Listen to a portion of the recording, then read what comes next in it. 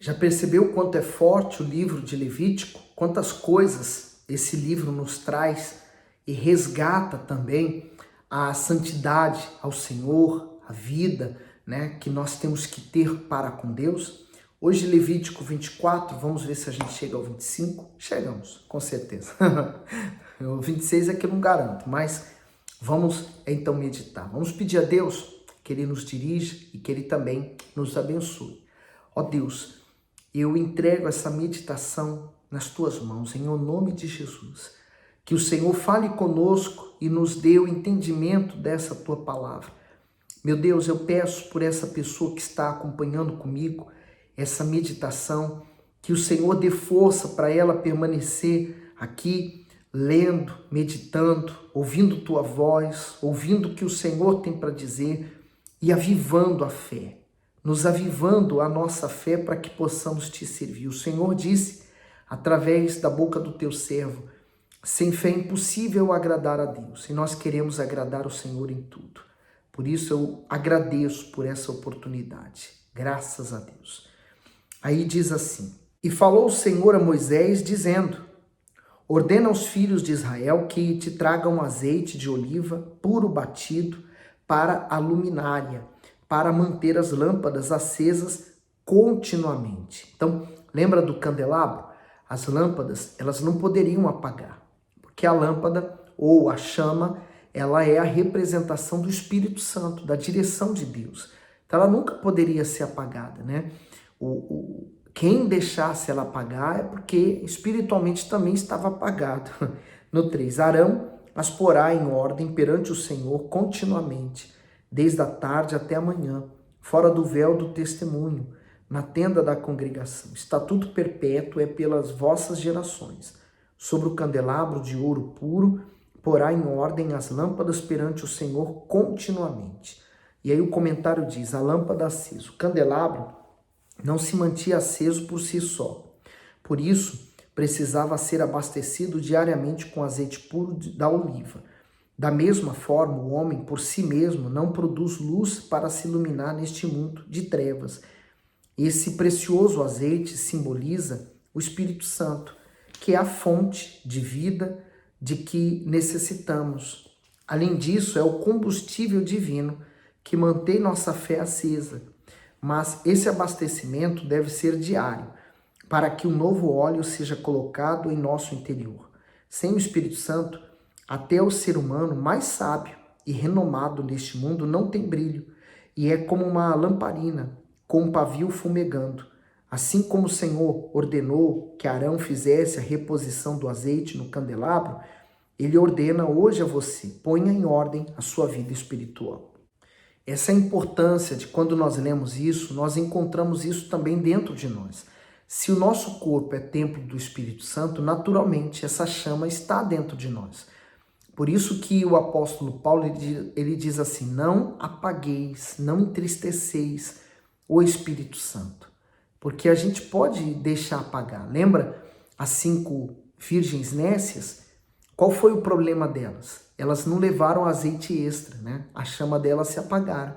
Diferente das prudentes, que além de ter a chama acesa, elas levaram azeite extra, que era para não faltar. Então, nós não podemos deixar de buscar. E esse está a importância de você estar aos domingos pela manhã na igreja, nas quartas-feiras. São reuniões que, na verdade, a gente não deveria nem estar insistindo com a pessoa vir na igreja. Sabe por quê? Porque são reuniões em que se busca o Espírito Santo, né? É o desejo que a pessoa tem de agradar o seu Senhor. E às vezes a gente encontra na igreja, se você não ficar ali falando, olha, vem domingo, vem buscar, a pessoa também não vem. Quer dizer, essa pessoa com certeza ainda não teve encontro com Deus, porque quem teve encontro com Deus não consegue ficar longe da presença de Deus. O 5. Também tomarás da flor de farinha e dela cozerá 12 pães. Cada pão será de 2 dízimas de uma efa. E as porás em 2 fileiras, 6 em cada fileira, sobre a mesa pura perante o Senhor. O comentário diz, a mesa dos pães, a disposição da mobília do tabernáculo foi projetada pelo próprio Deus e cada detalhe tinha um significado espiritual. A mesa onde repousava continuamente os 12 pães ficava do lado oposto ao candelabro, para receber diretamente o reflexo de sua luz. Os pães simbolizavam as 12 tribos de Israel constantemente na presença do Altíssimo. Isso significa que fora da presença dele não existe um só raio de luz para iluminar e vivificar o homem. Aqueles que insistem em ser rebeldes contra o Senhor perecerão nas trevas. E seguindo aqui a meditação no 7. E sobre cada fileira porás incenso puro, para que seja para o pão por oferta memorial. Oferta queimada é ao Senhor. Em cada dia de sábado, isto se porá em ordem perante o Senhor continuamente, pelos filhos de Israel, por aliança perpétua. E será de Arão e de seus filhos, os quais o comerão no lugar santo, porque uma coisa santíssima é para eles, das ofertas queimadas ao Senhor por estatuto perpétuo. E apareceu no meio dos filhos de Israel o filho de uma mulher israelita, o qual era filho de um homem egípcio, e o filho da israelita e um filho israelita discutiram no arraial. Então o filho da mulher israelita blasfemou o nome do Senhor e o amaldiçoou. Por isso a trouxeram a Moisés. E o nome de sua mãe era Selomite, filha de Dibre, da tribo de Dan. E eles o puseram na prisão, até que a vontade do Senhor lhe pudesse ser declarada. E falou o Senhor a Moisés, dizendo: tira o que tem blasfemado para fora do arraial, e todos os que o ouviram porão as suas mãos sobre a sua cabeça. Então toda a congregação o apedrejará. E os filhos de Israel falarás, dizendo: qualquer que amaldiçoar o seu Deus levará sobre si o seu pecado. E aquele que blasfemar o nome do Senhor certamente morrerá. Toda a congregação certamente o apedrejará. Assim o estrangeiro como o natural, blasfemando o nome do Senhor, será morto. E quem matar alguém certamente morrerá, mas quem matar um animal o restituirá vida por vida. Quando também alguém desfigurar o seu próximo, como ele fez, assim lhe será feito. Quebradura por quebradura, olho por olho, dente por dente, como ele tiver desfigurado algum homem, assim se lhe fará. Quem, pois, matar um animal, restituí-lo-á, mas quem matar um homem será morto. Uma mesma lei tereis, assim será para o estrangeiro como para o natural. Pois eu sou o Senhor vosso Deus. E disse Moisés aos filhos de Israel que levasse o que tinha blasfemado para fora do arraial, e o apedrejassem, e fizessem os filhos de Israel como o Senhor ordenara o Senhor. O comentário diz assim: o conceito de olho por olho era uma forma de limitar as reações das pessoas ofendidas. Ao ser agredido, normalmente o ser humano revida de forma muito mais agressiva. Diante disso, o propósito da lei era proteger e estabelecer a justiça entre os envolvidos e não permitir o uso de violência desproporcional. Havia uma penalidade correspondente segundo cada ofensa, para que as más inclinações humanas fossem refreadas. Ao citar esse princípio, o Senhor Jesus não reprovou a lei, e sim o espírito legalista com que as pessoas a praticavam. Vamos conferir Mateus 5, 38 ao 45? Ouviste que foi dito, olho por olho e dente por dente? Eu, porém, vos digo que não resistais ao mal, mas se qualquer te bater na face direita, oferece-lhe também a outra. E ao que quiser pleitear contigo e tirar-te a túnica, larga-lhe também a capa. E se qualquer te obrigar a caminhar 1 milha, vai com ele 2. Dá a quem te pedir, e não te desvia daquele que quiser tomar emprestado de ti.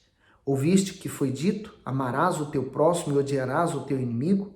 Eu, porém, vos digo: amai os vossos inimigos, bendizei os que vos maldizem, fazei bem aos que vos odeiam, orai pelos que vos maltratam e vos perseguem, para que sejais filhos do vosso Pai que está nos céus.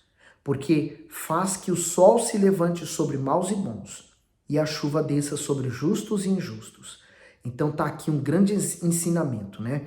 Amar os nossos inimigos não significa que você vai andar com ele, que você vai ficar de mãos dadas agora com ele. Não, não é isso. Você vai orar por ele. Por exemplo, é difícil, né? Alguém que te feriu, te injustiçou, fez mal, Normalmente o nosso corpo, a nossa vontade é fazer o mal também para aquela pessoa, mas você vai orar por ela, meu Deus, abençoa fulano. E conforme você vai orando por aquela pessoa, você vai perceber que em seu coração ele vai ficar limpo. Vai sumir aquele ódio, vai sumir aquela mágoa. Porque o problema da mágoa, do sentimento de ódio, de vingança, é que você está auto se destruindo, você está sendo um carrasco consigo mesmo. Você está matando você mesmo. Então não vale a pena. Então quando você decide perdoar o seu próximo, você ora por ele. Mesmo não sentindo vontade, mas você o abençoa, pede o bem para ele, enfim, você quer o melhor para ele. Vai chegar uma hora que você já não vai mais sentir nada por ele. E você vai estar então livre dessa culpa. Até porque a nossa dívida para com Deus é muito maior do que a dívida que qualquer pessoa tem para conosco. Então vamos perdoar. E aí, seguindo aqui a meditação. Elas alimentavam o desejo de revidar e de ir à desforra contra o próximo, em vez de exercer o grande mandamento do amor ao próximo. Por isso o Messias ensinou que diante de uma afronta é possível sim reagir com perdão e misericórdia. Com o Espírito de Deus em nosso ser, suportamos agravos e injustiças, sem guardar ressentimento ou nutrir o desejo de vingança. E assim deixamos o julgamento e a aplicação da pena a cargo exclusivo do Altíssimo. Por isso que há coisas que é melhor você não guardar dentro de você, é melhor você se livrar. Eu considero a mágoa, um sentimento de vingança, de ódio, lixo. É o lixo que esse mundo produz. E se você guardar esse lixo em você, o pior é a pessoa que está sendo mais prejudicada é você mesmo. Já não basta a ferida que causaram e você ainda causando mais ainda. Você se torna seu pior inimigo, né? Levítico 25. Falou mais o Senhor a Moisés no Monte Sinai, dizendo: Fala aos filhos de Israel e dize-lhes: Quando tiverdes entrado na terra que eu vos dou, então a terra descansará um sábado ao Senhor. 6 anos semeará a tua terra, e 6 anos porás a tua vinha, e colherás os seus frutos. Porém, ao 7º ano haverá sábado de descanso para a terra. Um sábado ao Senhor, não semearás o teu campo, nem porás a tua vinha. E o nascer de si mesmo da tua cega não colherás, e as uvas da tua separação não vindimarás. Ano de descanso será para a terra. Mas os frutos do sábado da terra vos serão por alimento. A ti e ao teu servo e à tua serva, e ao teu diarista e ao estrangeiro que peregrina contigo, e o teu gado e os teus animais que estão na tua terra, todo o teu produto será por mantimento. O comentário diz: o ano do descanso. O descanso é tratado nas Escrituras como uma dádiva essencial ao ser humano, mas esse conceito é estendido também à terra.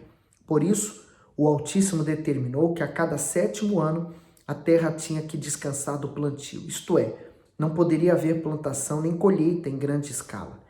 As pessoas iriam se alimentar daquilo que havia guardado no ano anterior, ou dos frutos que nascessem espontaneamente no solo.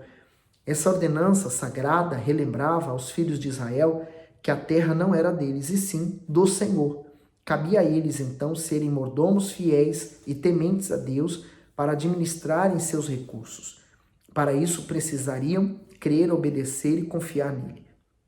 O Senhor Jesus falou de uma parábola assim, que o Senhor tinha uma vinha, deixou lá os trabalhadores e ele se ausentou. Mas quando ele mandou para cobrar, aqueles homens mataram aqueles cobradores. E ele mandou outros, matou também. Depois mandou o filho e mataram o filho também, pensando que aquela terra seria deles. Nada é nosso. O filho simboliza o Senhor Jesus, que mataram pensando que estava eliminando o herdeiro.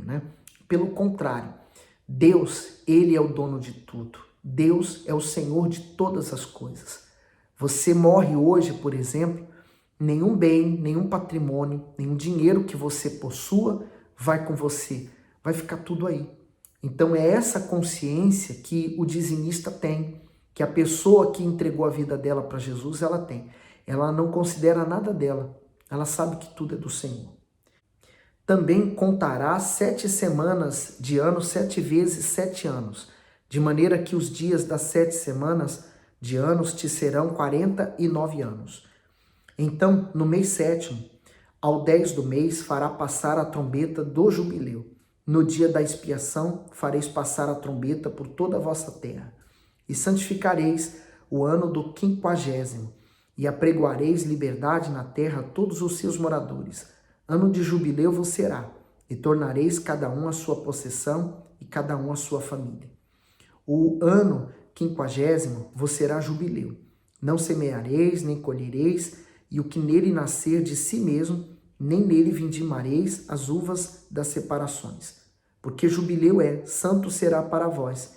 A novidade do campo comereis. Nesse ano do jubileu, tornareis cada um a sua possessão.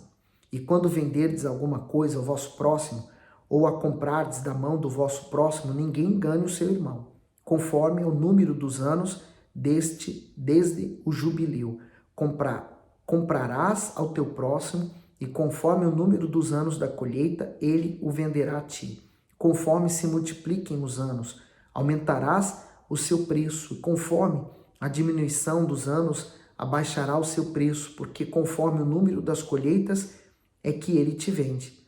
Ninguém, pois, engane ao seu próximo, mas terás temor do teu Deus, porque eu sou o Senhor vosso Deus. E observareis os meus estatutos e guardareis os meus juízos e os cumprireis, assim habitareis seguro na terra. E a terra dará o seu fruto, e comereis a fartar, e nela habitareis seguros. E se disserdes, que comeremos no ano 7º? Eis que não havemos de semear nem fazer a nossa colheita. Então eu mandarei a minha bênção sobre vós no 6º ano, para que dê fruto por 3 anos. E no 8º ano semeareis e comereis da colheita velha até o ano 9º, até que venha a nova colheita, comereis a velha. Também a terra não se venderá em perpetuidade, porque a terra é minha, pois vós sois estrangeiros e peregrinos comigo.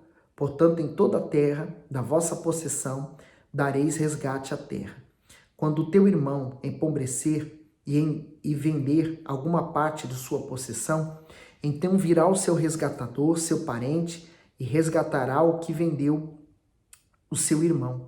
E se alguém não tiver resgatador, porém conseguir o suficiente para o seu resgate, então contará os anos desde a sua venda, e que ficar restituirá o homem a quem a vendeu, e tornará a sua possessão.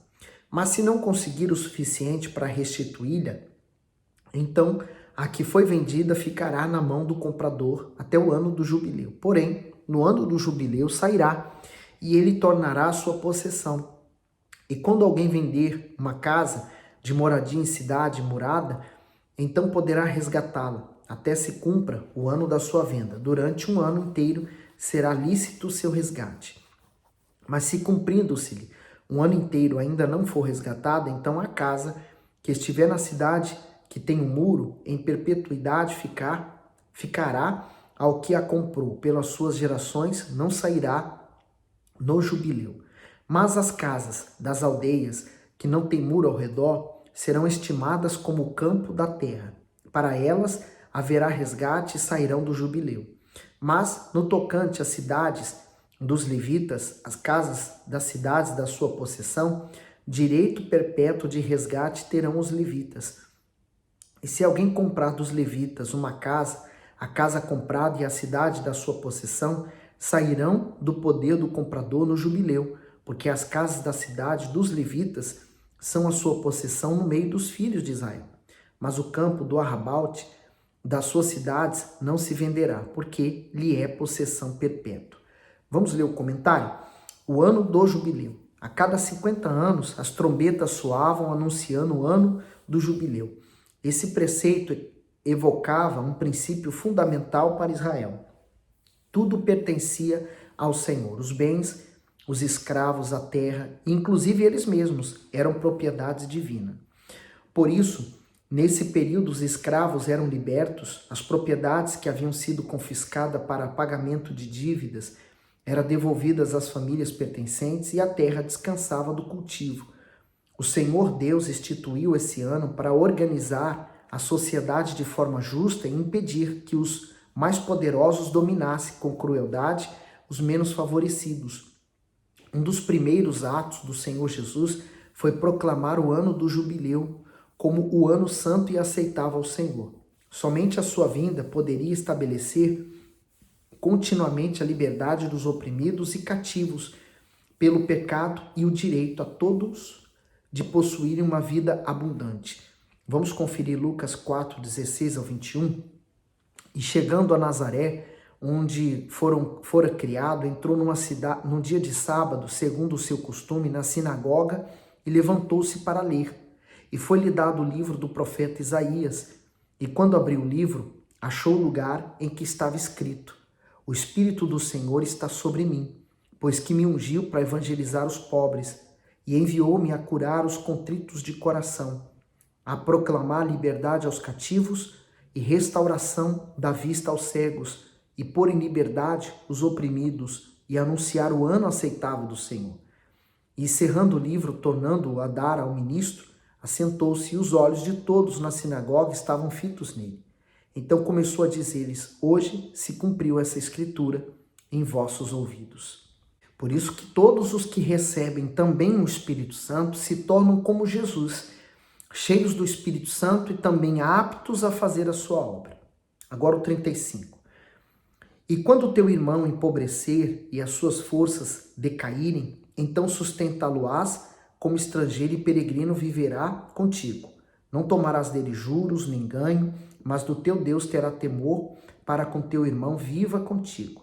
Não lhe darás teu dinheiro com usura, nem darás do teu alimento por interesse.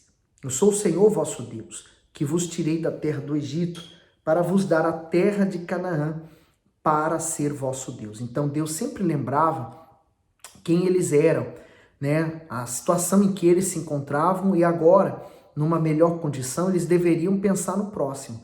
Sabe, em resumo, é você se colocar sempre no lugar do outro.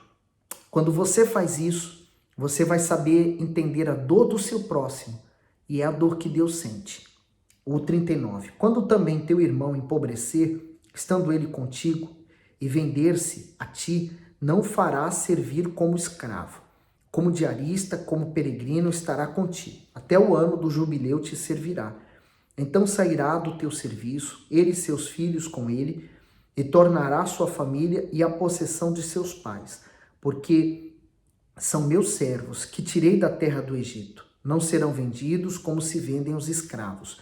Não te assenhorarás dele com rigor, mas do teu Deus terás temor.